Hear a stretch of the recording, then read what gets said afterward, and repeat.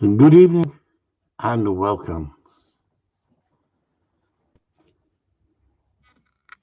How? Oh, we don't have to wear a mask down here because we're in tier one. You lot are in two and three. Who else is in one? Anybody else on here in one? We are. So,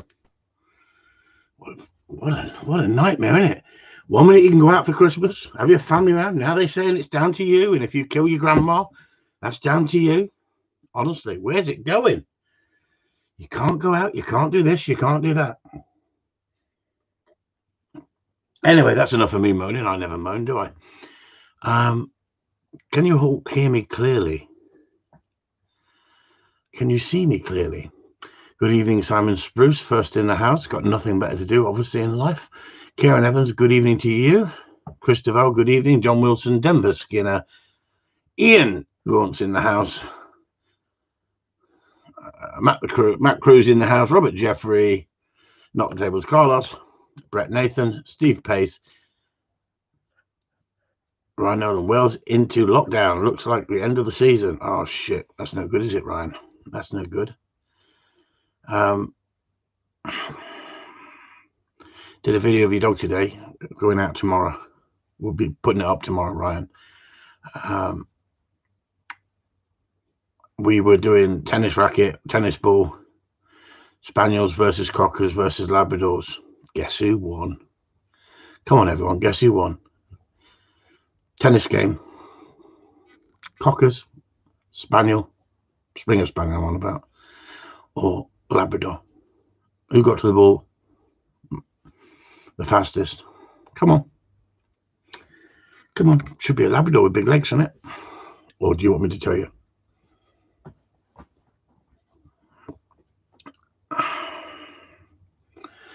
Well, I've got to be honest, and I can't cheat, can I?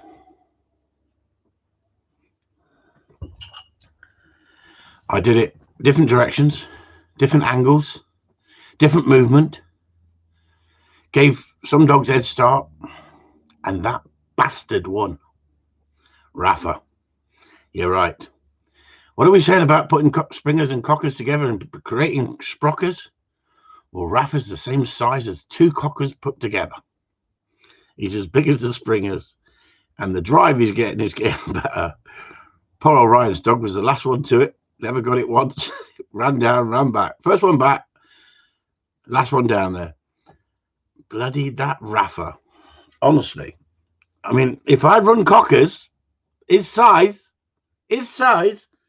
going back 20 years, Jesus Christ, I could have been a film star. I could have been a film star. Anyway, just making a phone call. Don't even know I'm ringing.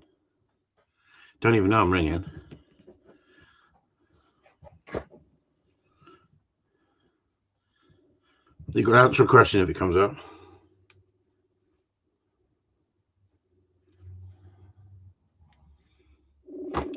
If this is you and I'm ringing you, and you can answer this simple question, you win £1,000. Is your phone ringing? Hi, Pen. How are you? Okay. Unfortunately, like I said, you had to pick it up within 5 rings. If I rung you and you answered a simple question, there was £1,000 prize. You'll have to get in there, because what we're doing, it's Christmas and we're breaking out and giving away prizes. So if that had been you, if your phone had been ringing and you'd answered within 5 rings, you could have won £1,000 if you answered the question right. Anyway, I'm not doing it again for the rest of the night, so you can all sod off now. Got 40 people in the house and 5 thumbs up. Next time I'm up, let's get Rafa out for a race. No problem at all, John. No problem at all. I think you'd have me. But the problem is, you've got to bring it back. She's got to bring it back. Did you see the video, everybody, of John's dog today? Wonderful, isn't she? He's on steroids. He's on something.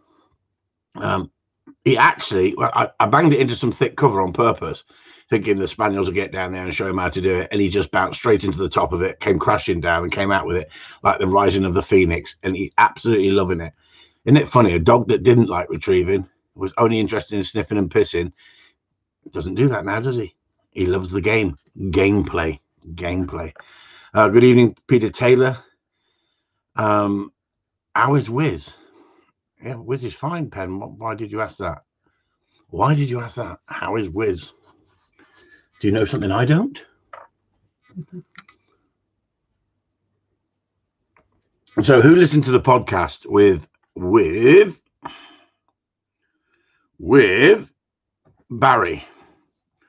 Barry Lamb and Mike Phobes? Did you listen to the podcast? Who listened to it? Come on, let's have a bollocks if you listened to it and you thought it was good.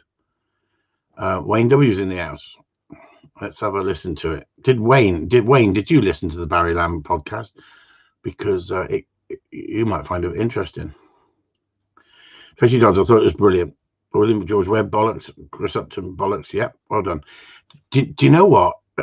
That he has set a precedence there, because he talked about a number of subjects that other judges don't talk about. Not got round to it yet, John. But there you go, John. There you go. Always missing out. Just waiting for my turn to be interviewed. Well, let's do it. Let's have an interview with Chris Upton. Let's invite somebody in to interview me on here, because you're not going to ask me any questions, are you? So they can ask me any questions about dog training. They can ask me about my history or whatever they want to do. Do you think that would be a good idea? If you want somebody to interview me live, and let's have a live debate about dog training, about why I feel the way I feel, just give us a bollocks. If you give us 10 bollocks, that's what we'll do. We'll press the button and see if someone's free. They can interview me. I've got my mindset on a person.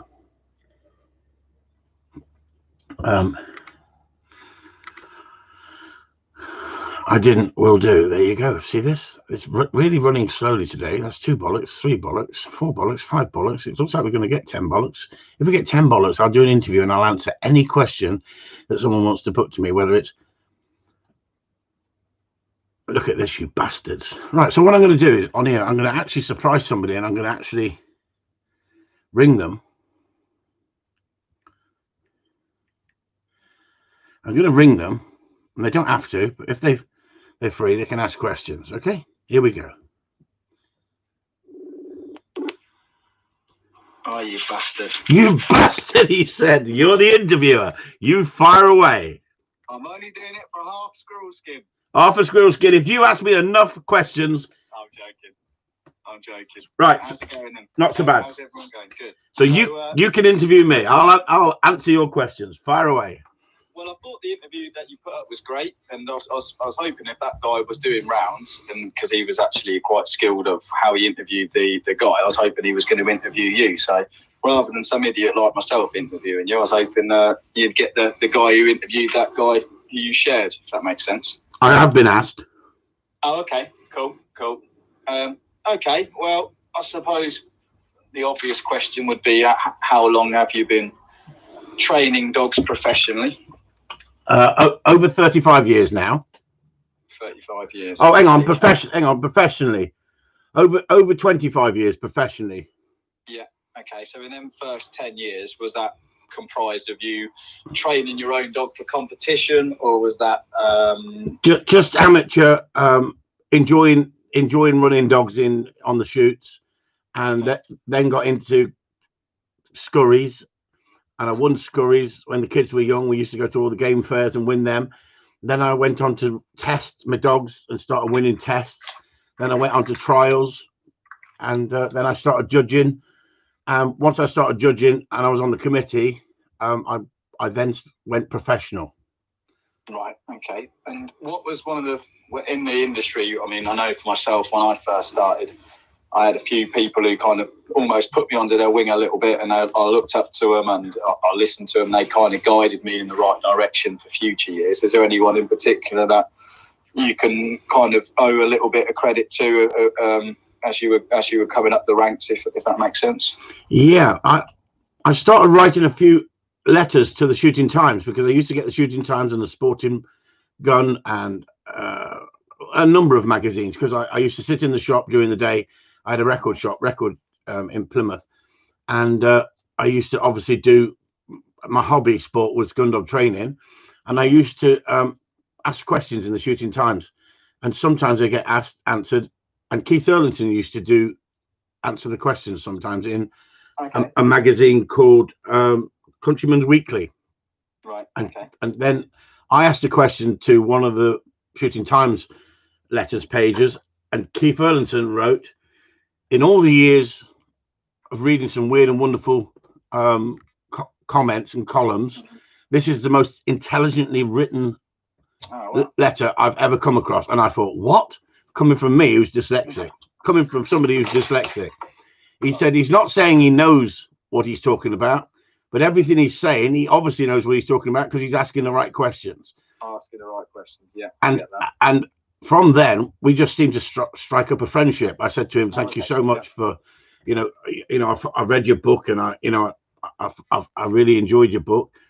And then I wrote something regarding some dog winning the championship, and the dog won the championship, and there was so much bitching, it was unbelievable. They said it shouldn't have won the championship, and I wrote an article back to the Shooting Times and said, What would you have felt like if you'd won the championship with that dog? How do you think the handler feels? People are talking about the dog shouldn't have won. They watched the trial. It should never have won. It was cheating. I said, how would you feel if you generally went there and you won that championship and everybody turned against you like that? You must feel terrible. Give the man the credit. He won the championship. If the judge got it wrong, the judge got it wrong. But surely it should be the judge saying something. With all this backlash, because this isn't doing the trial world any good. And what happened is Victor McDevitt, an Irish A-panel judge who judged the championship, wrote a full-page letter in the Shooting Times explaining why he gave the win to the dog, and explained that what people saw, they didn't actually see what they saw. And Keith Erlington contacted me, a letter came through, and it said, you set a precedent because no judge has ever come forward and actually wrote anything about the championship result. He said, because of all the backlash and the letter you wrote, he said he came on and actually wrote a letter. He said that's the far better way of dealing with it. Judges should be able to stand by what they've judged, how they've judged. Okay, and obviously I've followed you for a while now, and you've spoke about the corruption in the gun dog world.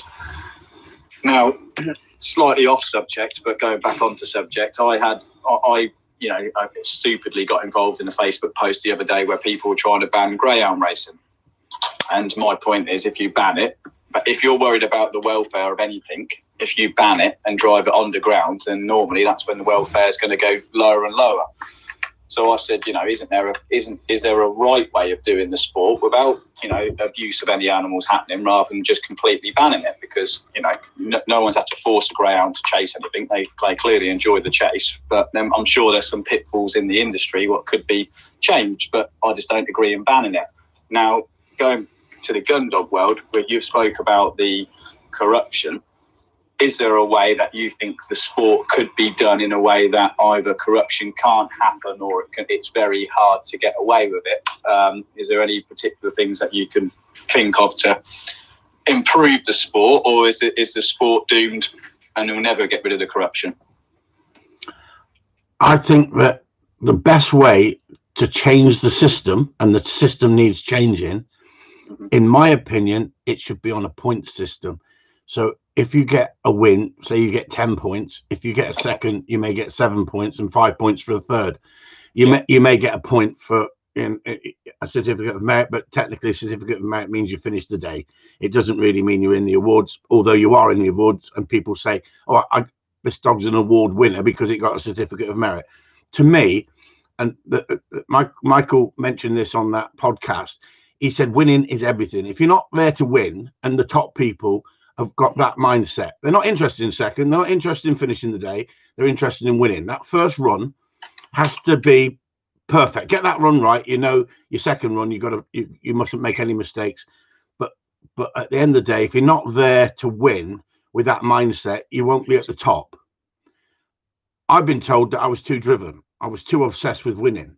I don't think there's such a thing. I think the drive that you that you want. So if you come second and you got 7 points for coming second or 5 points for coming second, and you could then run another trial and make a dog up to champion by the point system, then it would make it fairer out there for people turning up and mates doing favors for mates and people winning, and winning is the only winning point, really, because if you're not winning, you're not there. 2 seconds don't give you nothing. 3 seconds don't give you nothing. So it looks like we've lost William, but we'll ring him back. He hasn't paid his bill. So what I'm saying and suggesting is I think the point system would be far better. So you could have what we like in America, you'd have a high point champion. And I think that would be a far better idea than the point system. There's no point system in this country other than winning. Winning is the only award that gets you anywhere. And I think that it's too corrupt. Simple as that. So it looks like we've lost William. So it looks like I'm going to have to interview myself. He's obviously run out of electric. Hello. Oh, hello. Hello. Back in the house. Sorry about that. Can you hear me okay? Yeah, no problem at all. So yeah, so going to a point system would make it clearer. What is one of the main obvious corruption of the sport? What's kind of like the obvious things to look out for if you were to, if you are entering competition and you want to be wise to the kind of corruption? What's the obvious things to look out for? I think the problem is you've got to have been in the sport for a while before people will start showing you things. Right. And I think that you can be quite naive and think things weren't right on a trial, and you're not actually seeing what really went on. Sometimes there's too many people who are judgmental, but in reality, unfortunately, a lot of people join the committees on these gun dog clubs to gain power and position. They're not in there for the right reason. Okay. And then you get people running it from the top, but bringing people in who are friends of theirs and getting them to do all the dirty work, if you know what I mean. They just control it like a bit like the mafia. You'll have the mafia Don at the top, and then you'll have his foot soldiers, and he gets everyone on the committee to do everything for them. Now, you don't know this until you get on the committee. Now, you could say, well, hang on, Chris, you're wrong, because you were only on the Cornwall committee. I was on the Cornwall committee for 10 years, and I saw such bad practice that you wouldn't get away with it in the modern world. But the rules about the committee is what is said in committee must stay in committee. And yet stuff gets leaked from the committee when it suits them. And yet anybody who actually talks any outside committee and gets found talking out of committee about what was said at committee will get nobbled if it suits them to nobble you. So they spread the gossip when they want to, and yet you're not allowed to technically talk about anything that happened in committee. Okay. So they manipulate everything. So say you wanted to join the club, and you're a friend of mine, you could put in an application. I could sign you in, and you need a seconder. Then somebody signs you in, so I know you, and then somebody else signs you in who knows you. That goes in front of the committee, and then round that committee table, there may be 15, 16 people. If one person said, I object for this person joining the club, you ain't getting in. They don't have to give a reason. That's just crazy, isn't it? I was thinking as well, we spoke on Corleone chat the other day, and a lad said about the rabbits. And it got me thinking. He said about the noise on the rabbits and compared to the pheasants. Do you remember? So I appreciate, how do I word this? What is it easier to stop a dog on, a bird or a rabbit? A bird, because a bird takes off mainly. Yeah. And I think that's kind of what when the guy was saying about the chasing the rabbits making noise, is that dogs only make it on noise, not the birds. I was thinking that's why, for that reason, what you said is the birds are off, whereas the rabbits. Well, William, what you've got to think there is does his dog chase the rabbits? Technically, you shouldn't chase the rabbits until told. If you've got your training right and you blow the stop whistle, you stop the dog, and the dog should stop. If the dog is hunting hard and likes to chase rabbits and you've got no control, that's where you'll create noise. You can create noise in a dog, but technically it can be in the breeding as well. And unfortunately, a lot of cockers have got noise. And another question would be, on when you've been around dogmen in your early years, what was something that you saw a dogman do, or he may have told you to do, or you just watched and observed and thought, that's a good idea, or well, equally both ways you could say, well, that's not, I wouldn't do that, or I'm going to take that and put it in my toolbox as well. I was absolutely amazed at the old school who, when I watched them run a dog and train a dog, the standard was very, very poor. Now, that's not being bitchy, it's just that I must have been of a good standard. There's a very fine line between arrogance and confidence, but if you're winning on a regular basis and they won once or twice in 30 years and they are running the show, as in judging, and you see them on shoots with dogs and their dogs are useless, you sometimes wonder how the hell did you win with dogs like you've got.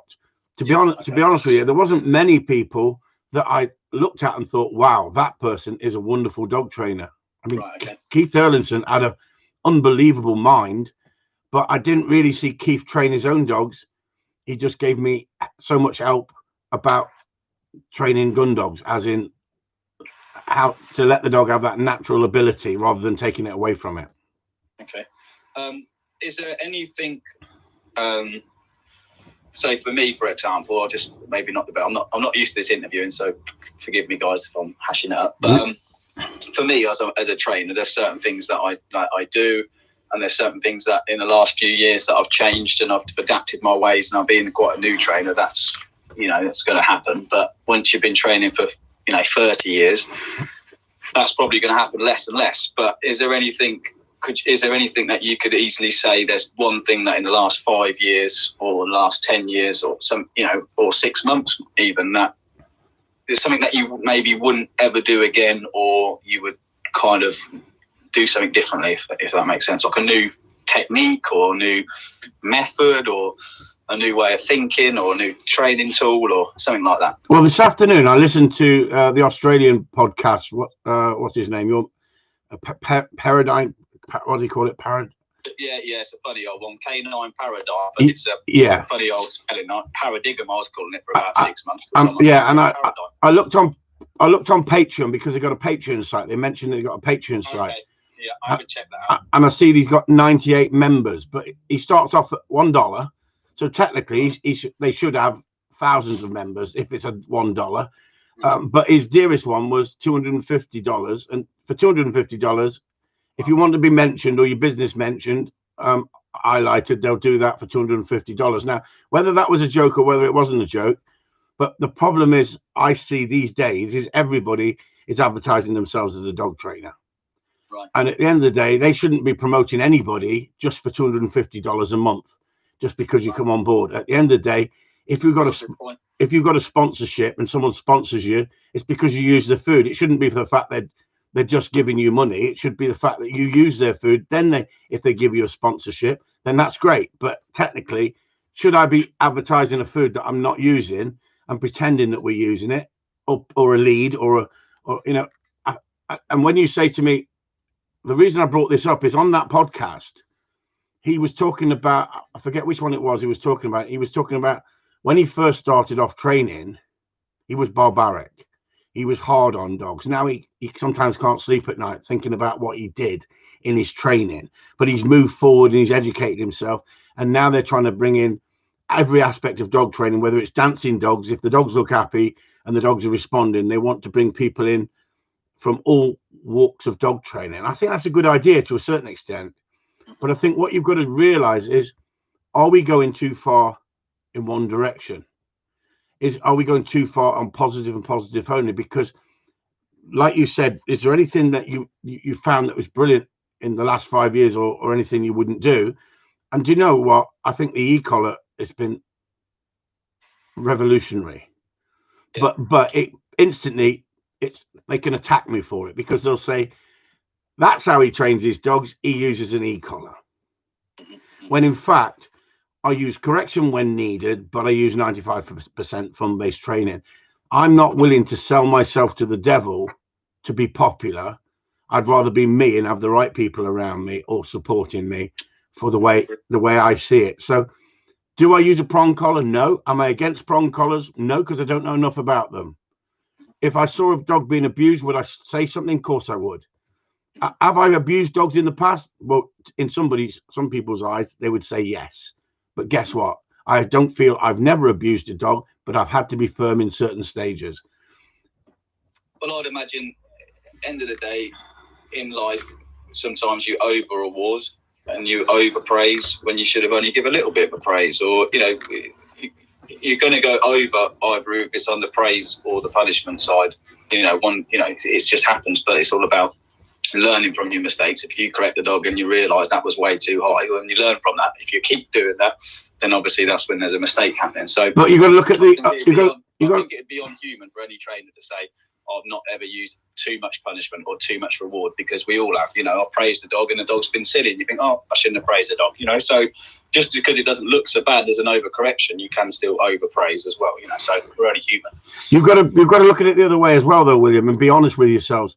Because if you use an e-collar and you use it on 3 and you get perfect results with every dog you ever train, guess what? You're going to use the e-collar. Simple as that. If you use discipline and you get the dog to listen and get the dog to respond and you get results with discipline, harsh discipline, what are you going to use? You're going to use harsh discipline because you get results. And sometimes, is that the best way? No, it's not.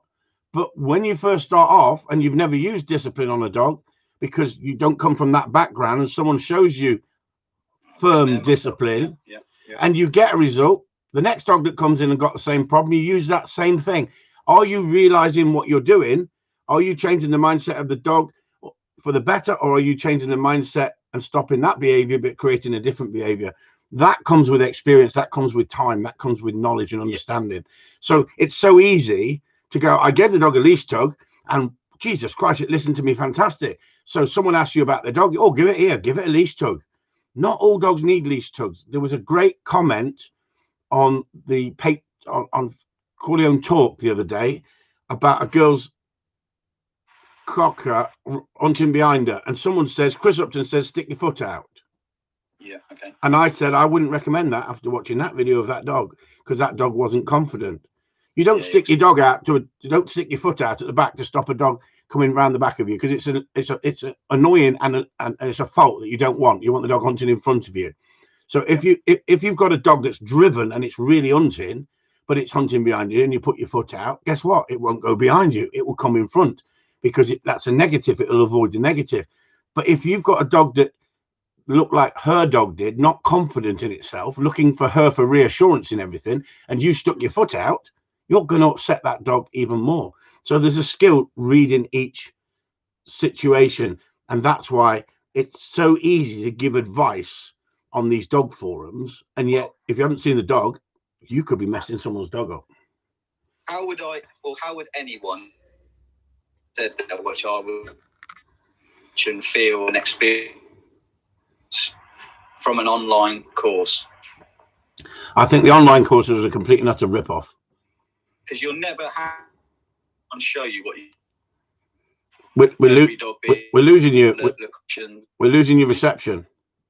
Hang on, let me just. Now, is that okay? That's better. Yeah. The online qualifications. Well, yeah. Let's just say, what's your opinion on dog trainers getting online certification? Absolute waste of time. Waste of time. It's experience out in the field.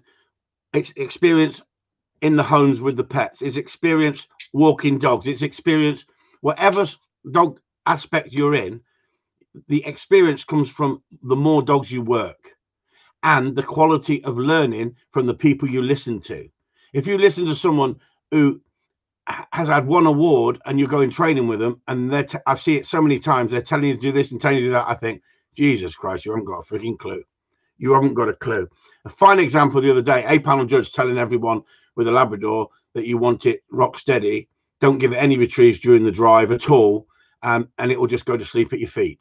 You don't want a good working dog going to sleep at your feet. You want it watching out there at the guns and watching the birds fall, because when a bird falls and it runs, if it's at your feet and it's going to sleep at your feet, and you could say, well, hang on, no, you're getting it wrong. Not for picking up for a man's gun dog as in a peg dog.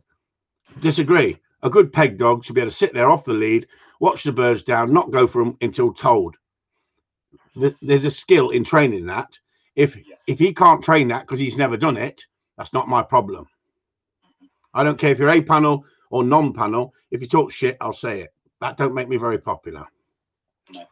I don't know if we spoke about this before. It was just an idea of mine where, obviously, you know me personally a little bit more than obviously probably on here, but I'm a little bit of a dog geek, everyone, and I'm quite interested in like the quadrants and all that kind of stuff. So for me, when you punish the dog, I've always thought about sending a dog for a retrieve. If it runs in, I always thought about somehow getting the dog to not have the retrieve without having to put the lead on the dog, maybe having the lead on the toy or a box where you can drop it on the toy, or someone stands over the toy maybe, or something like that, where if the dog runs in, what different ways have you, or creative ways have you come up with, or what works best for you? Is it just a simple lead correction, or have you used the way of the dog saying, right, if you run in, you're not actually going to be able to get to the toy because someone's going to take it or it gets picked up or something?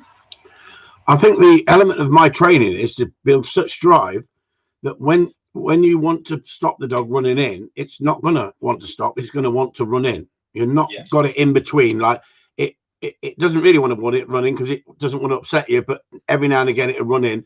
And if you punished it, you'd cause problems because the dog would go, oh, I might not retrieve then. You've got to get the retrieve really, really high. It's no different than the prey drive. If you get the prey drive high and you discipline, the dog does not feel the discipline, resent it. It just learns from it.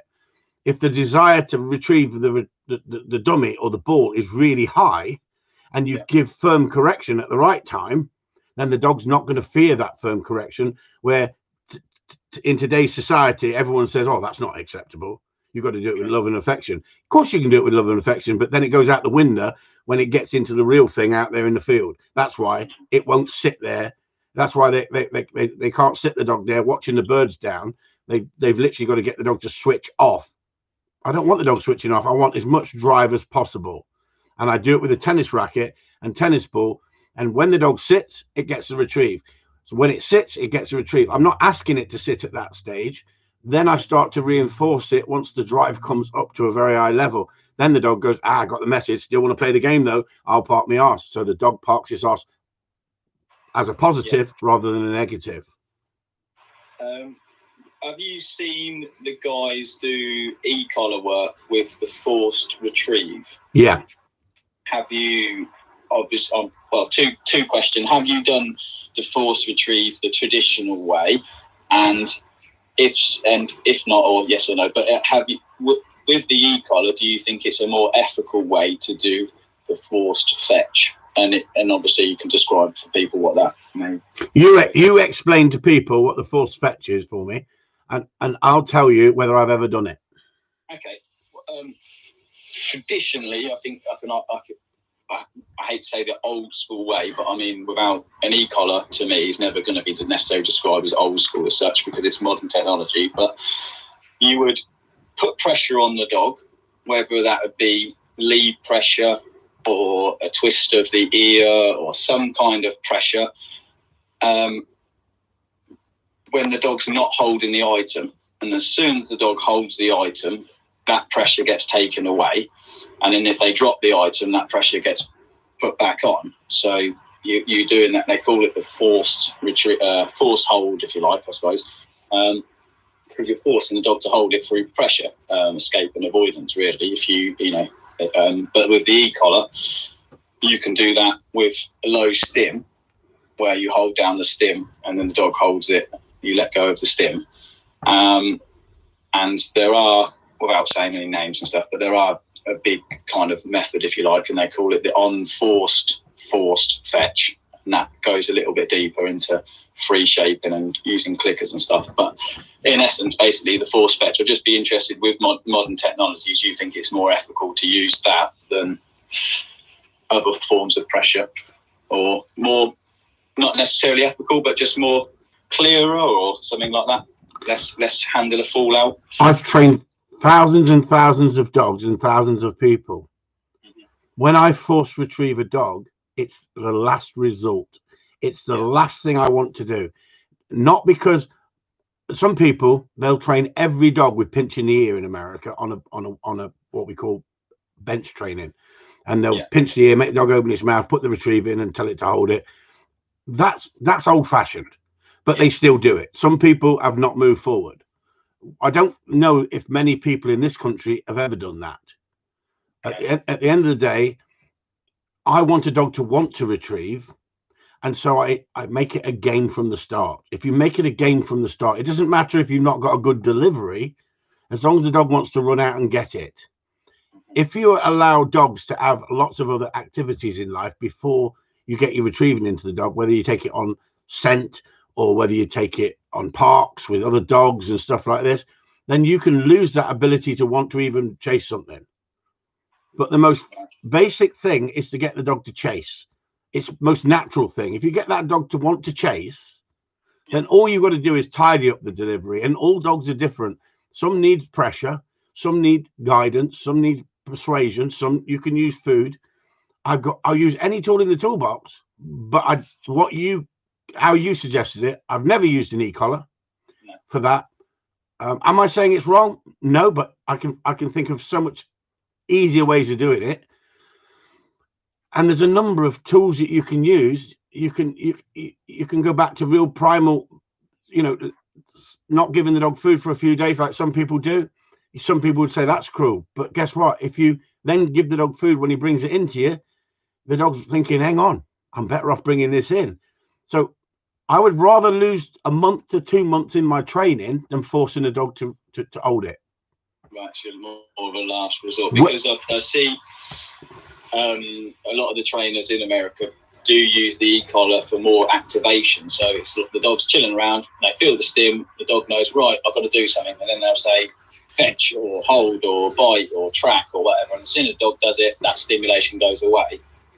But I think a lot of people feel that's like wrong, but if it's done right, the e-collar is an activation to say, come on, this way. It's like if a dog feels a little bit of lead pressure, if it shuts down, then that's because you've done it wrong. Really, it should go, okay, right, we're off. But don't get me wrong. Don't get me wrong, William. If a dog is racing out and picking it, and you've got the desire to do that, that is completely different to tidying up a delivery. Yes. If a dog is dropping it on the way back into you, you can teach a dog very easily to hold it. Because it's close quarters. Let's say you send the dog out, you're holding down level 6, let's just say the lowest stim the dog can feel. He runs out, grabs hold of it, you let go of the stim. As the dog runs back, he drops it. You could then start holding down the stim, let's say, and then the dog picks the item up again, stim goes away. So you can kind of communicate. But that's what I love about the e-collar, because you can touch at distance and apply pressure at distance and turn it off at distance. I'll try and dig a video out to send privately. No, I've seen it. I've actually seen it, but I don't feel that I want to teach it. I don't agree with it. So we can agree to disagree on that. Richard's just different techniques have just been done. Richard Gear says, is American gun dog training the same standard in the UK, Ireland, etc.? No, it's not, Richard. American gun dog training is completely different. They don't mind noise up from the dogs. Their dogs are completely trained different, but they've brought the English system over to America. And why do they buy all our dogs? Because our quality of our dogs and the quality of our training. They buy our trained dogs because of that. In the world of gun dogs, the UK stand above everybody, right? Why? Well, just look at the international trials that we have with other gun dog countries and stuff like that. And yet in tests, some of the other countries in Europe are very obsessed with control, man-made control. So as our dogs out in the shooting field, we've got the best gun dog trainers in the world in the UK. It's as simple as that. I've been over the UK. I've watched their methods. I'm not impressed with the majority of it. That's why I've got a lot of American followers. It's not that I'm against Americans. It's not that I want to upset my American fan base. It's just me speaking my mind. I don't think you need to be zapping a dog the day before a trial with an e-collar because you can't control it. if you let it have 2 days without being zapped. That's not training, that's prevention. Yeah, you're relying on the tool there. What would you say is the most common problem you see? So for me in a pet dog training world, I can pretty much do the first lesson with my eyes closed, in the sense of saying too much freedom, not enough rules and boundaries, over affection. It's all these common things. But in the gun dog world, obviously, it's more niche. What are the common things that you see with your customers? What you see over and over again? I don't do pet customers. No, I know. That's what I mean. But in your gun dog world, for your customers, is there? Well, very similar to what you see in the pet world. I used to work for the council, going back years and years when I first started professional, and I used to sort out people's problem dogs. And it's the people who own the dogs. It's not the dogs. There's nothing wrong with the dogs. It's the people, and they haven't got the willpower and desire to want to train the dogs. They just want a quick fix. Yeah. And that's where dog trainers are going these days. I'll give you a quick fix. I'll suppress your dog. You know, I'll suppress the drive, suppress the desire to do anything, make it sit on a placemat and bore the shit out of it, and the dog will be scared to move. That's not dog training, is it? No. But for you, do you get a common, like, do people put common issues in with their dog when you see them for their gun dog in the gun dog world? Yeah, they either suppress the drive because they're scared of it, and they've not allowed. They've just got a man-made dog that's not got no drive. It looks like a pet, but it listens to you. It comes back when told, or you've got no control over it. It's wild and it's doing what it wants to do. And they said they'll never buy another spaniel again or a Labrador because I never realised how difficult they were. There's nothing wrong with the dog. It's the people. It's educating the people. Okay. So they've either basically not done enough or done too much. Or they've listened to other people who are positive only trainers and said, I went down that road. I've been doing this for 2 years. Look at my dog. And it's a mess. It's a mess and it's taken over. I see food aggression. I see all sorts. The same as what you see in the pet world. How many clients have you had with out-of-control dogs with certificates next to the dogs' names? Loads. Absolutely loads. People come here and go, I've got the bronze, silver and gold. I've got the Gun Dog Club certificate. And I go, well, I don't know who give you them, but you've got no control at all. So these are certificates from the Kennel Club, which is what you could argue should be the highest certification of dogs in the. No, not really, because the Kennel Club, William, has got onto the bandwagon of the pet world. So if you own a gun dog and you want to say I'm a gun dog person, you can now pick up an award for a gun dog award from the Kennel Club, given out by accredited training instructors that they've got on their books. It's all to do with sales. It's all to do with money coming in for your yearly membership as an accredited training instructor, or the gun dog certificate. You have to apply and you have to adhere to their rules, the Kennel Club rules. What do you think to puppy classes? Would you advise your gun dog clients to go to puppy classes? The puppy classes are an absolute nightmare. There's nothing but a school full of unruly kids, no different than a playground full of unruly kids, people screaming, people trying to bribe dogs with food. And guess what they do 95% of the time? You've got an unruly dog and it's over the top. They say, right, sorry, you can't come to the club because your dog is bad influence on the other dog. That's because there's no structure, there's no balance. And guess what? It's £3 or £5 a night, and people pay it because they want to have a chit chat and talk about dogs and stroke each other's egos. So if I'm a brand new person into the gun dog world, I've got myself a Springer Spaniel, I want to take up gun dog training. First thing you're saying is don't go to your village hall puppy classes. Don't suppress the drive too early on. What else would you say? What would be good tips for me to go? Well, that podcast that was on the other night, Mike said he doesn't start training his Labradors till 9-10 months of age. Let them be puppies. His spaniels and his cockers are exactly the same. Why do you need to rush them? Let them be pups. Bring them out, humanize them, get them used to everything, knocks, bangs, and all that. Running around with your own pack that's balanced. But you don't need to be doing. I mean, Penelope has said just the right thing here. She has actually said, a load of pups acting like dickheads. Ha ha ha ha. She's dead right. I've seen it so many times, and there's people there going, "Good boy, okay, everyone, grab your dog." And there's fighting, and there's people pulling dogs off each other. What I tend to tell my customers, your dog's either learned to be a bully or be bullied. And now we've got a problem that your dog either wants to go towards dogs or go away from dogs. Either one is undesirable, So, but I'm just asking, I'm just trying to give other people advice out there, because we all know the same things, but it's good for people to hear. So no puppy classes. How much freedom would your puppy have? If I've got this Springer Spaniel, it's 8 weeks old. Is it good to be out with my kids all the time? Is it in the house, in the kennel? What would your advice be? If you're going to be training your dog, you want it with you for training. And when you go training, you actually say as little as possible to that dog, and that dog learns to follow. Dogs don't talk to each other. Dogs follow. Dogs follow the leaders, right? So the pack, they'd follow you. Now, if your kids are running everywhere and screaming and shouting at the dogs, don't worry about it, but don't get into that format. When you go out with the dog, it's got to be you and the dog, and not the kids, not the missus, and not everyone playing games on the settee and letting the kids have toys, leaving toys lying around everywhere. You don't leave toys lying around if you want a gun dog. Pets, there's a certain amount of leeway, but guess what? If you've got something the dog's focused on, the dog will want to be with you. If pet people train the same as the gun dog trainer, like myself, they'd have wonderful dogs. As simple as that. But do they need the drive? The whole point is, do they need the drive like gun dogs need the drive? You could suppress that drive by putting the stop on the dog, putting the obedience in the dog at 6 months of age.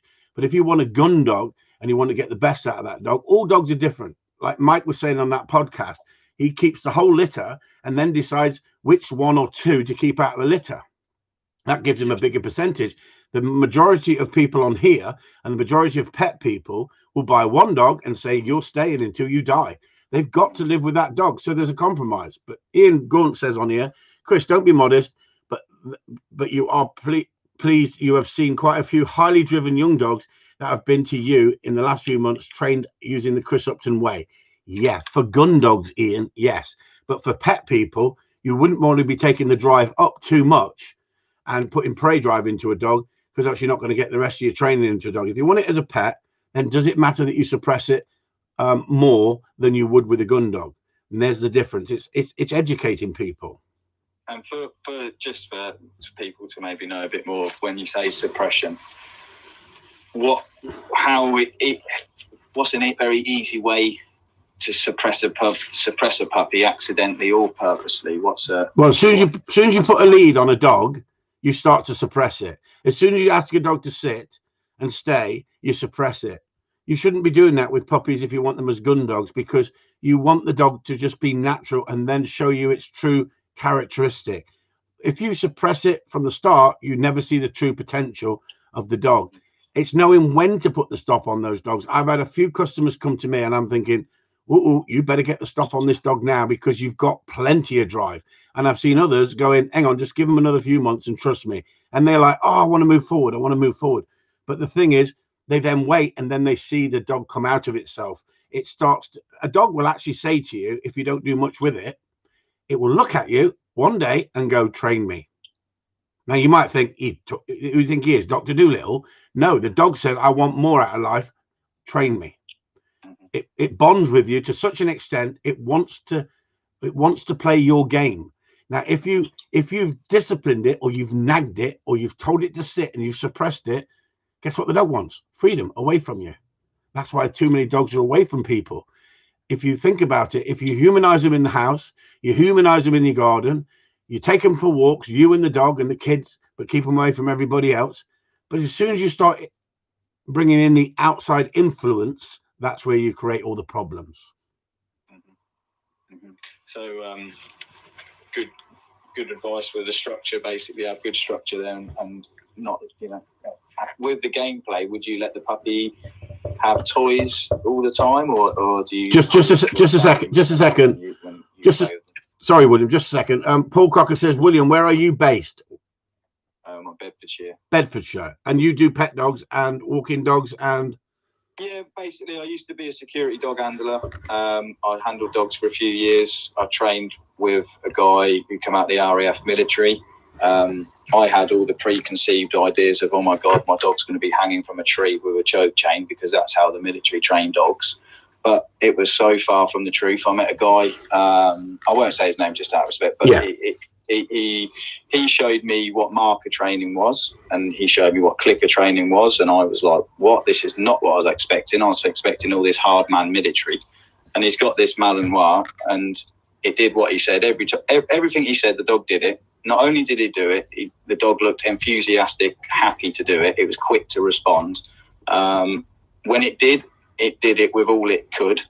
And I was just like, wow, this is amazing. And he basically taught me it's not about suppressing the drive. It's about harnessing the drive. There you go. And put the drive into what you want. So for me, I'm always trying to build drive, and I'm wary of how much I'm trying to build. But I want to, when I say down, I want the dog to slam in that down as fast as he could. And, with passion. The dog wants to do it, enjoys doing it. It's like, basically, I want to build a working relationship where I say to my dog, come to work, and he says, yes, I can't wait. And he's happy to come to work with me. And whatever I say, come down, sit, that's work for him. But yeah, security dog. Then I started up my own little business, doing dog walking. I had a grooming parlour up till recently in the garden centre somewhere. And then I did dog walking, which is, I think Penn does something, following some of your videos before, but that's given me some experience in a daycare. Basically I've had 12 dogs in the daycare, are all unruly, but I have to have them relaxed, and we had them all relaxed, which is really good, but we don't do that anymore. Dog walking, you've got to have them under control. I've got dogs who pull the owners all about, the dogs bark at other dogs, all that, but with me, I've got hundreds of videos of me walking them and stuff off lead and doing what I say. So that's given me great knowledge as well, handling the dogs. Like you said, it's about experience and amount of, if I'm handling 18 dogs a day, 5 days a week for 5 years, it all adds up. And the dog training I've just carried forward from what I've learned from the security. And it was a bit like what you said, sorry I'm rambling, but when you said if only the pet world treated their dog like they treat you, raise your gun dogs, it's almost the same mentality I've taken. If only they raise them like a working dog, in the security world, they'd have so many, wouldn't have any problems, because there's structure, all the toys are kept up, gameplay, rules, boundaries, discipline, affection. So I've kind of taken that aspect of the work. In an ideal world, I'd be doing that for a living. I wouldn't be doing pet dog training, but it pays the bills and I enjoy it, don't get me wrong, but it has its challenges. One of the questions on here is Dave Cowling says some people have no option but to lead train as they don't have facilities you have, Chris, and have to walk on lead to training area, etc. I totally understand that. I didn't say they didn't. What I'm saying is, as soon as you put the dog on the lead, you are suppressing the drive. If you are then become obsessed with a perfect heel from a young dog, then you are suppressing the drive even more. And I won't again, Sam, but I've changed my methods. And if in the last 4 years, what I changed is now with a puppy, I'm not big on the structure out the home. We're talking in the first few weeks, and I don't care if it's pulling me on the lead. No, I don't. What I do now, and again, we might disagree here, I use a flexi lead. Right. But I've put it on a harness, and this is between, let's say, 10 weeks to 12, 13 weeks, so only really young. But I basically put it on that. I'll let the puppy explore the environment, and is it technically pulling me? I would argue not, because as soon as that lead goes tight, if it's a 5 meter flexi, I stand still, and then the dog feels the pressure, realizes he can't go forward anymore, turns round, and then I mark it and reward it, and then I just carry on going forward. So I took that from another trainer, and that's worked really well. And then when I need to put the dog under manners when it's too big and it's now too much to handle. But what he hasn't learned is to pull. There hasn't been a tight lead, and I've not let the puppy drag me around the streets. As soon as that lead goes tight, I stand still. And that's worked really well. So that's something I've changed personally, is just let the pup be a pup, let him explore, stop worrying about focus on heel work. Because at the end of the day, I can get a dog that's been pulling for 8 years to walk to heel generally in about an hour. So exactly. Why worry about a puppy, And that's exactly what I work on with a long line. When I say a long line, an 6 to 8 foot lead, that as long as there's slack in the lead, pressure and release, the dog realizes. That's it. And I teach people who come here who like Dave says, who need to have a dog on a lead. If you're going to do it to the least point that you're suppressing the dog, because as soon as you go into a military heel on a dog, you are taking the drive down on that dog. Well, a lot of the times, yeah, you're right, especially from an early age. What I tell people is, do you need to go for a walk? Like, well, I say it's not about me, so I don't want to make it about me. But these dogs are reacting and barking at every other dog when you're walking down the street. Well, let's deal with that first. So while we're dealing with it, stop walking it down the street. It doesn't need a walk every day. You can take it somewhere and walk it out of the environment, but don't just keep walking it around the street every night where it's barking at other dogs or pulling you on the lead. If I've got a dog that's really problem pulling on the lead, I won't work on walking in it. I'll just work on lead skills, you know, and a bit of exercise off lead. I think that's a good point. I think that's a good point, because so many people are obsessed with, I've got to take the dog for a walk. I've got to take the dog for a walk. And I've got to go around the block. And it goes around the same block, and it goes to the same park, or it goes to the same bit of grass, and it just pulls the shit out of them. And then they contact me and go, it just takes me there. Well, you allow him to take you there, and you've conditioned the dog to take you there, because you don't need to exercise dogs. I mean, Cesar Millan says you need to exercise your dog for 3-4 hours to wear it out. The average person, especially this time of year, you go to work, you get up in the morning, let the dog out for 10 minutes, you come home, you let your dog out again for another 10 minutes, it's pitch black. You can't train in this weather very easily. And at the end of the day, dogs aren't like what people think. They don't need hours and hours of exercise to bring the drive down. The drive will sit there if you allow a dog to switch off and then turn it on when you need to turn it on. And so when you take a dog out and you put it away and it learns to switch off, when you do take it out, you'll have that burst of energy and a happy dog, where a dog learned to pace itself. If you take it out for 3 hours a day, it'll still pull you down the street if you haven't trained it right. But guess what? There's many a way to train a dog on a lead. There's many a way to teach to stop. It's how you teach these things and what you want out of the dog. If you're a blind person, you don't want to be pulled down the road, so you wouldn't allow that dog to pull you from the start.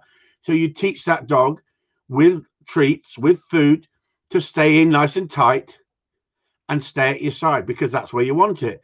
But with a gun dog, does it really matter if the dog is 1 foot in front of you or 1 foot behind you? Not really, because like William says, when you want to put the control and the fine tuning into the dog, you can do it very, very quickly within an hour.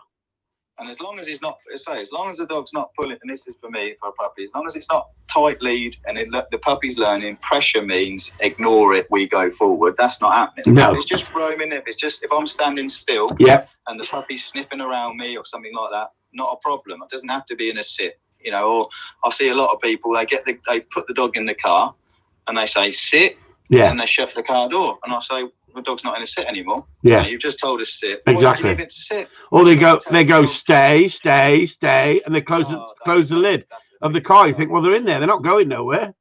I mean, Penelope's right. Penelope's right. She says taking a dog out on a regular basis for long distance walking or running. Guess what? You're building an athlete, and then that athlete wants that every day. Else it gets withdrawal symptoms. If it's not getting it every day, it's the same as keeping a dog in a kennel. If the dog has kennel life from the start, that's what it thinks life is. When you take it out of the kennel, it'll love it, but it'll go in the kennel and think that's its bolt hole, its home environment. If you take a dog and have it on the settee, have it running around, barking when someone comes to the door, misbehaving completely, and then you've got to put it out in a kennel, the dog will play up because it says, I'm not having this. I'm not used to this shit. So if you start off right in the first place, as in building a structure, building a bond with the dog, but obviously putting the dog in a place it can switch off as well and learn to switch off, then the dog knows how to switch off. These days, people don't know how to get the dogs to switch off because they give them everything. With your position of a kennel and a position of a crate, so if you had a puppy in the house or you're keeping it out of the house, put the crate, would you put it so the dog can see you outside or not? Not at all. You put a crate in the house where it can see you or not? No, I want to put a crate in a nice quiet place where the dog can go in there and switch off. I don't want a dog looking at me whining, and I don't want a dog in a kennel looking at me because they whine when they see you coming in and out. They want attention. If you can put your kennel not facing your house when you're going in and out, you'll have a happier dog. Put a radio on and have the dog so you can look through the window at the dog. But I made that mistake when I first built my kennels, not here. When I first built my first kennels, I thought I want all my dogs looking at me through the kitchen window and the back door. So every time I went out, the dogs would be at the gate and I created nothing but excitement every time I came out the back door or anyone came in the side gate. I want the dogs to be able to switch off. If you can put a screen up, whether it's plants, whether it's a fence, you do not want your kennels facing your house. That creates excitement, and that's exactly the same as a crate. A crate in my house, if a dog's in the house in a crate, it goes under the table in the conservatory, and the dog knows its place when it goes in there. That's part and parcel of its life. Okay. If you had a dog making noise, and obviously it's dependent on age and what relationship you have with the dog, but have you ever used or considered using, or if you hadn't, why wouldn't you consider using one, an anti-bark collar, like an e-collar, basically, that gives a stimulation when the dog barks? Because I've been training dogs for so long, if I go out there and the dog's making a noise and I rattle the cage, if that doesn't work, I could surprise the dog with a bonk towel. As soon as you mention the word bonk towel, you're a villain, you're evil. But the bonk towel is a instant distraction. It's the cage and the dog goes, oh, bloody hell, and it will shut up. If you nip it in the butt reasonably quick, you don't have the problem. If you allow it to escalate, then it gets worse and worse and worse, and then you're using those sort of tools. I've never put an e-collar on a dog to stop that behavior in the house. I have in the back of the car, when a dog's going down the road in the back of a car and making a noise, and it stops the noise, no problem at all. But at the end of the day, does it mean you couldn't use it in the house? No, of course you could use it in the house. You could tap that dog from another room, couldn't you, if the dog was making a noise? In principle, you've used the e-collar to remotely correct the dog for making noise, whether it was in the car or kennel or. Oh yeah, and if they're in the kennel outside, they'll get a jug full of water over them and just say be quiet. And if that doesn't work, I have no hesitation to go in there with a jet spray and splash the jet spray around and say the same thing. And if they really want to keep going, they may get the jet spray on their chest, but not in their face. But at the end of the day, other people will say, oh, that's totally cruel, that's totally unacceptable. But no, it stops the behavior, because if you've got one dog barking in the kennel, you'll start everybody else barking in the kennel. You go to these rescue homes and it's absolute chaos. You go to these big kennels where you can go, boarding kennels, and there's nothing but dogs kicking off. I have 15 dogs on the premises. Not one dog kicks off. Why? Because I don't allow it to manifest. Yeah. Penny says here, haha, used to use an anti-bark on one of my dogs. Didn't work. Made it worse. Too much of delay. I sorted it out without it. Exactly. What was the I mean, I've never used one. However, with the signs of, I would imagine, a quality, if it, again, what was that collar, a £15 cheap one, or was it an £180 one? So if the collar was cheap, then if you're telling me I bought a cheap anti-bark collar and it didn't work, then it doesn't surprise me. But if it was a decent one, I'd be interested to know a bit more information on that, because I haven't used one. But to me, you haven't got one then?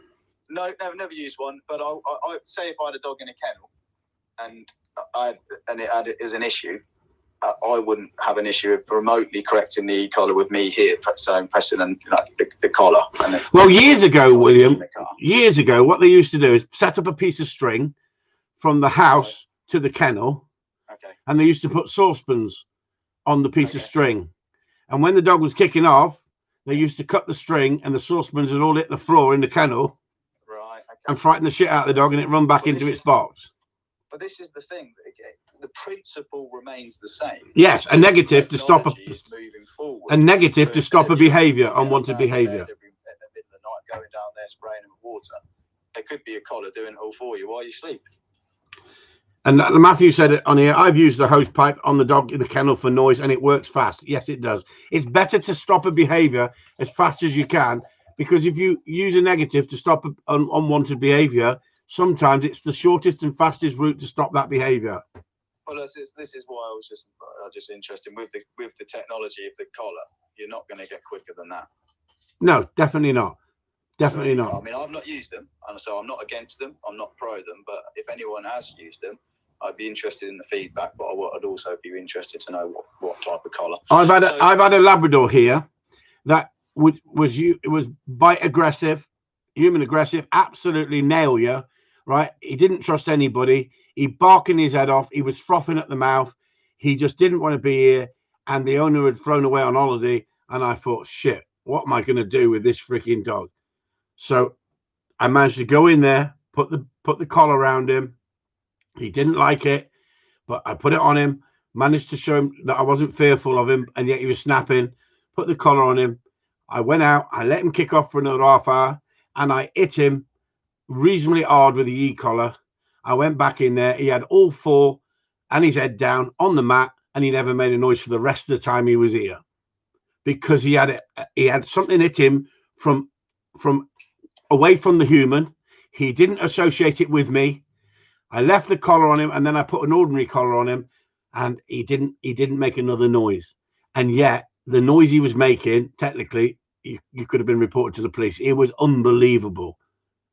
It was startled. Like, he was startled by the noise. That's what a lot of people think when they hear that noise. The dog's in pain. It's not. It's a startle response where the dog goes, ah. It's a natural. He didn't scream. But when I went back in, he was literally head down and feet as if someone had glued him to the floor, and he just did not know where it came from. And from that, he then realized, I'm going to avoid that, and he didn't kick off once after that. Isn't that far better in that situation than going in there, manhandling him, going in there, throwing water at him, going in there, having a fight with him, and him coming up at you because he was being aggressive anyway? So he learned from that. But would I do that to every dog? No. It's the real skill of dog training is to read each dog. What has been the hardest case or dog that you've been on, maybe unable to read, or it took you a long time to work out? Was there a particular dog that sits in your memory? Yeah. All dogs are different, and all dogs need tweaking slightly different in their training. You can work the same format if you have the dog from a puppy and train it right through, but you then have to tweak it slightly, where some you're going to have to be firmer on and read that the fact is you've got enough drive in that dog. Others, you can look at a dog and think, well, 6 months old, you're not ready to even do anything at the moment, and your retrieving's not particularly good, but don't put pressure on you neither. Others, they love the retrieving, and then you can think, I'm not going to put too much on them. But as dogs, I think my success rate, William, is probably 99.9%. The only dogs that I've not been able to master is dogs with hard mouth or noise for clients. Okay. And when I say noise, I mean when they're hunting, as in not barking in the kennel, but cast them off and they make a noise and they want to, and I say, I'm sorry, but I can't get over that noise. But as for that, I don't think there's been any dog that I've not been able to sort of get to a standard that the owner's not happy with. I'm not saying perfect dog. I'm not saying, it's like that Mike was saying, not every dog will make field trial champion. It's as simple as that. But the average person with the dog breeding that I've got, or the dog breeding of somebody who's passionate about how they breed with quality, they would be over the moon training that dog to the standard that they want.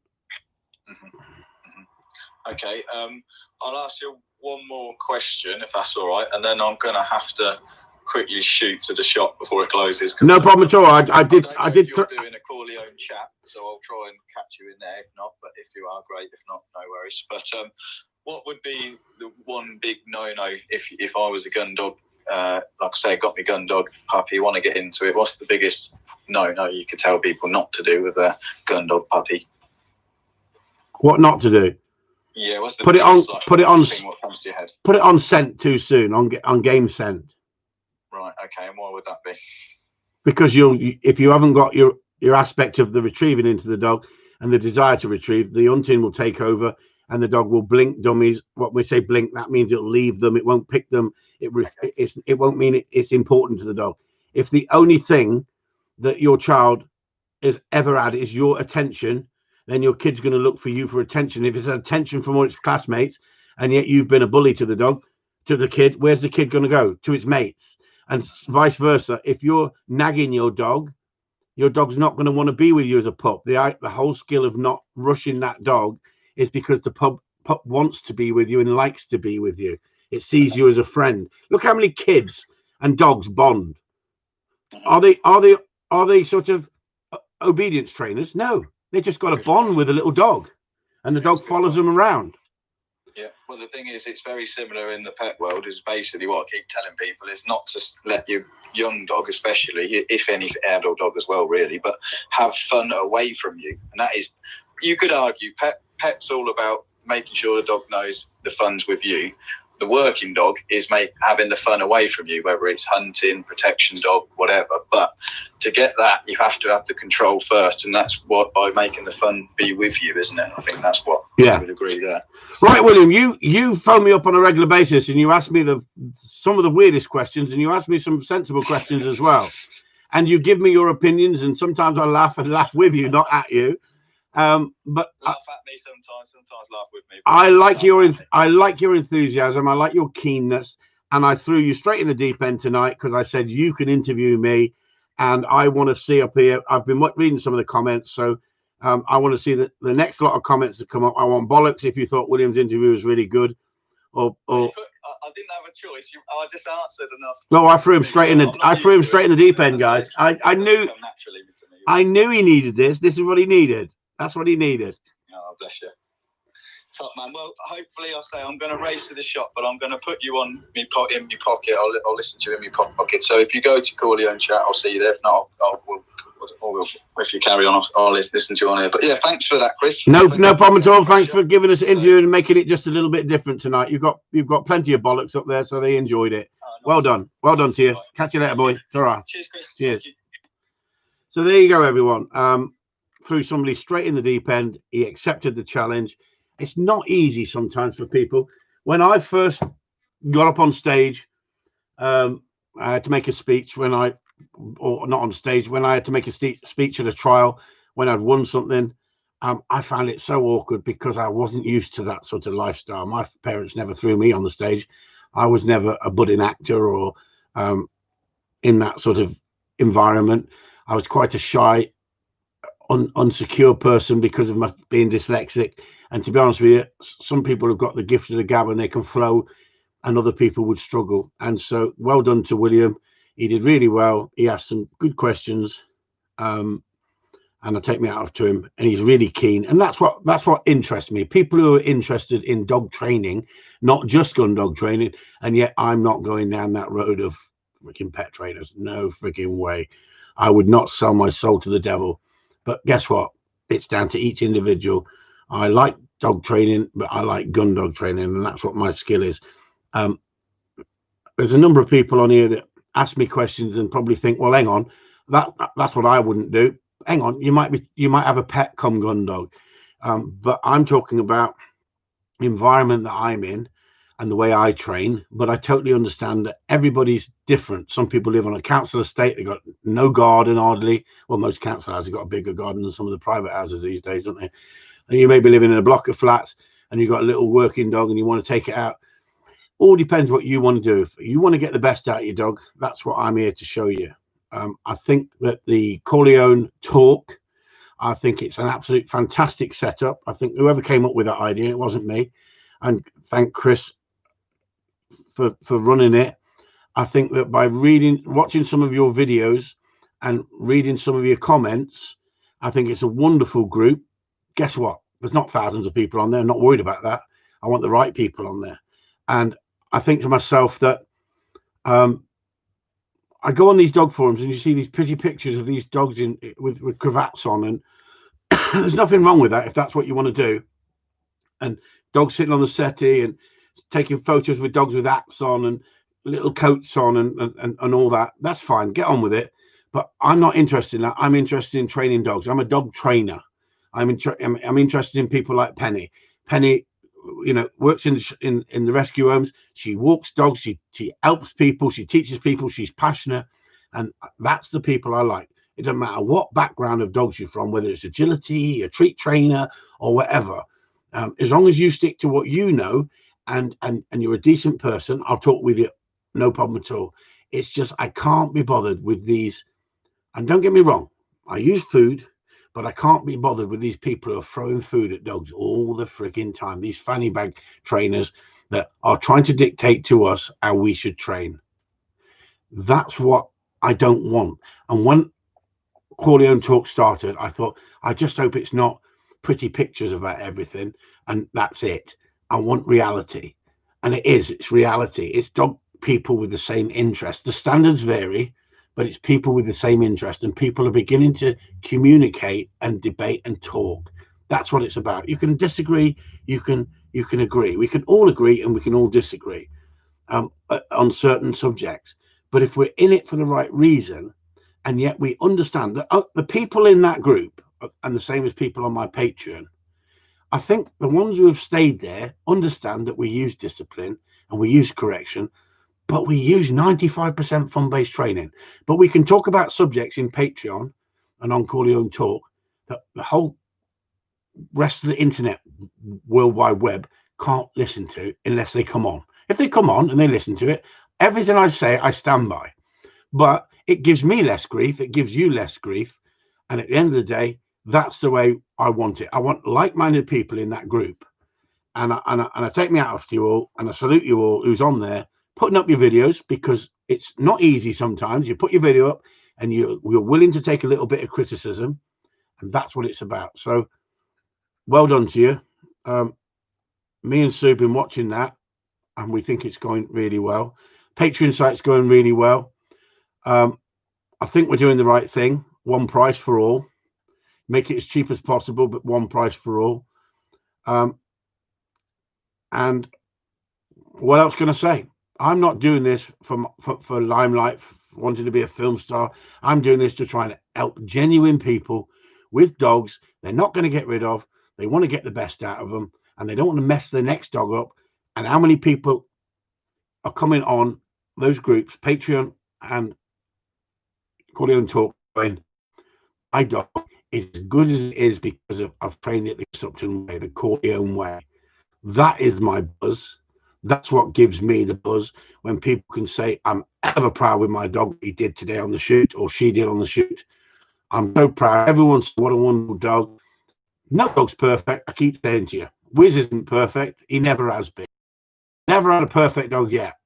I've had some cracking dogs.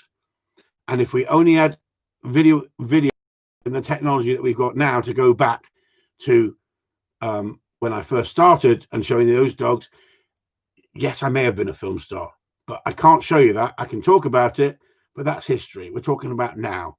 But I still talk about the history, and I still talk about how to get the best out of your dog. And it's all about, here we go. Sue says no coffee yet, and I can still smell and taste the wine, so I'm okay. There you go. William and Kieran said, I hope you're well, so all right. Your coffee yet? Taste and smell the wine? I'm fine. There you go. And Sue's a lot happier since I've come off YouTube being slightly more controversial. She's happier. She sits there thinking, oh, we're not getting no grief from the idiots, because that's what you do. You just get idiots commenting, and at the end of the day, I don't want that. One thing that William said, and he said that what was the worst thing that you perhaps think, I wish I never did that? And I, into my brain went, not post that frigging discipline video up, but it's a two-edged sword, isn't it? Because if you hadn't put it up, we would have met and known all these lovely people, would we?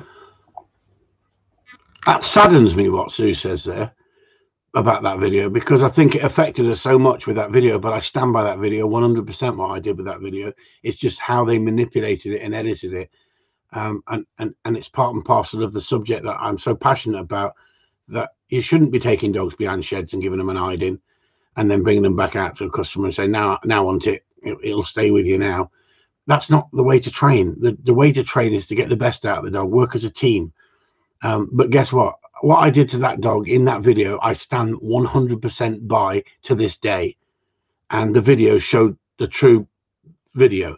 Unfortunately, when people take your work and they edit it, I'm strong enough to think, just go away, you friggin' idiots. The people who are negative and not positive. As simple as that. I don't worry about them. It's Sue I worry about. And that's why sometimes I think, is it worth it putting her under the pressure? Yes, it is. And then because of Patreon, you should have seen her face when Sol said, Why don't you start Patreon and start charging people, and the genuine people who are interested will come over to you? And you should have seen Sue's face. I'm not talking out of school. She was like, oh my God, here we go. Another thing he's planning. And at the end of the day, she's a bit not so onwards and upwards, I say. I want to stay ahead of the madding crowd that's all now starting to do internet training. Everyone said you can't train dogs by using the internet. You lot have proved it. You've got some cracking dogs. And so what's happened? Everyone now is getting on the bandwagon because of the lockdown, going, I've got no business coming in. I've got to do internet training. I'll do internet training, give people out certificates. You people ain't that gullible. If you're that gullible and you're following someone and paying them weekly to get a certificate online, that they're doing internet tests now, judging your dog internet tests. It's ridiculous. It's ridiculous. You don't see what's really going on. You don't know the conditions, the wind, the whether the scent there. It's pathetic. It's silly. But everyone's now getting on the internet and everyone's going, I've seen that Chris did not go training again. I don't know what about. Anyway. So anyway, I'm going to stop chatting and I'm going to leave it for tonight. And I'm going to give you a break. I'm not going to go in the corner and talk tonight. I'm going to give you a break now, because we've been on here for an hour and 20 minutes. And I think you can have too much of a good thing. Talk about arrogance and confidence. The best certificate is when someone asks you who trained your dog. That's exactly right, Steve. Who trained your dog? That is the best certificate you can have, because it's an endorsement. I did. And you can go, I did. Yeah. And that's the whole point. I have never, ever, when I've helped people, I've never, ever said I trained their dog, unless I train the dog completely for them. If you come to me training and you have some advice, I'm not training your dog. I'm training you how to train your dog. That's the biggest thing about dog training. The people who have been here all know you cannot beat one-to-one training. There's no other better way to train one-to-one with someone who knows what they're doing. If all they're doing is throwing dummies and not telling you anything, then guess what? You're wasting your money. If someone's sweet talking you because they want you back next week, don't waste your money. Guess what? You want to be brought up to a better standard. If you train with people of a lesser standard, they will keep you at that level. If you train with people of a better standard, they will bring you up to their level. That's exactly what that podcast said. He trains with the best people in the country. He lives in an area, he lives in Scotland, obviously. He's a farmer, and he trains with David Latham. He trains with Alec Coots. He trains with top dog trialing people. If you can get with the top people and they like you, they'll give you the insight. But it's normally the film stars who walk around with cravats on, all the gear and no idea gang, who've brought dogs in. They've not trained the dogs. They'll tell you they've trained the dogs because they want your business. But little do you know, and we do in the real gun dog world, who trains those dogs for them. Openshaw said once at a trial, after a guy had won, he goes, he'll be a professional dog trainer next week. Guess what? The guy was on the internet, advertised himself as a professional dog trainer the following week. Ian was dead right. You've got to do your apprenticeship. You've got to get in there and learn from the bottom and work your way up. If you train a dog to a good standard, that does not mean that you're a good trainer. You've got to train a number of dogs to a good standard, and different sorts of dogs, different breeds, because they're all different. We are different people, Chris, and we are not fluffy wet wipes. Simon Spruce, exactly. Guess what? We've got people on here who've got pet dogs. They've got gun dogs, but they're pet dogs as well. Nothing wrong with that. There's nothing wrong with having a well-schooled little dog in your house, being your best mate, as well as out when you go out with it. But if you pamper it, you give it everything it wants in life, it's no different than your children. They'll grow up spoiled, thinking the world owes them everything. And that's exactly the same as dog training. If that was the simplest thing I could give you, is don't let your dog rule you. Don't let your children rule you. And whatever you do, don't let your wife rule you. Girlfriend's a different thing because you're after something. But once you've got a wife and she's been with you for a few years, don't let her rule you, because underneath they freaking do. Yeah, but a clever wife. Yeah, I've just See remembered this? a See clever this? wife. A clever wife, she thinks she's clever. A clever wife makes sure the husband doesn't realise it's being See, controlled. a clever wife lets her husband think he's in charge. That I can agree with. Anyway, on that note, everyone, good night from this sexist bastard from down in sunny Cornwall. I do love women. Tier 1. I wear the trousers in our house, and she says, "What colour?" Exactly, Steve. That's it. Isn't it? Do you know what? If you ain't got sense of humour, it's a bit like owning a cocker, isn't it? You know, if you've got a missus and you've had her for over 30 years, you've got to have a sense of humour, don't you? That's all I can say. I want unless the missus says. I do what I want unless the missus says. Yeah, there you go, Karen. Bollocks to you all. Thanks a lot. See you Sunday for you regulars on Patreon, and thanks for tuning in. Hope you enjoyed this evening. Try to do it a bit different. Is it Christmas party next week? I can't remember. It's only 10 days to Christmas, isn't it? Is it Christmas party next week? Yeah, it wasn't it Christmas week. Yeah, I think it is. Right, so Christmas party next week, I think. So there you go. Get onto that Christmas party job. And we'll be doing a Corleone talk, fancy dress, but we'll arrange that. We'll give Christy a date when we're going to do the Corleone talk for everybody to have a bit of a party and get over this freaking lockdown shit. We'll have a bit of a laugh over on Corleone talk, and that's for members only. So if you want to join and you've enjoyed the live feeds and you enjoy my videos on Patreon, on YouTube, we're over on Patreon and we're teaching how to train dogs to a good standard, and you'll have to join Patreon, and it's only £6 a month. £6 a month, and you get me on a regular basis. Thanks a lot. Chris Upton and Sue signing off.